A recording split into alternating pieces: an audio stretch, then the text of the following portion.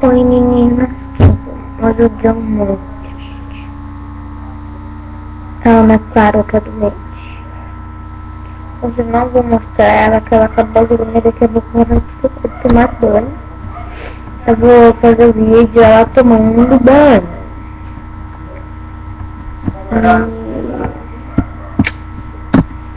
Eu não sei o que dizer.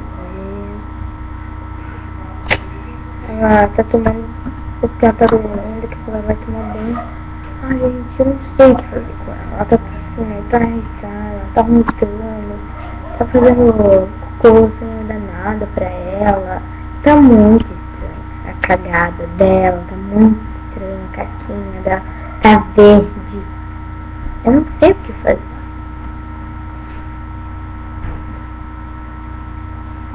Daí eu falei, E a alegria dele, ele falar do Cristiano. gente, eu vou encerrar o vídeo porque vai ficar muito longo. É 1h05 já. Tchau.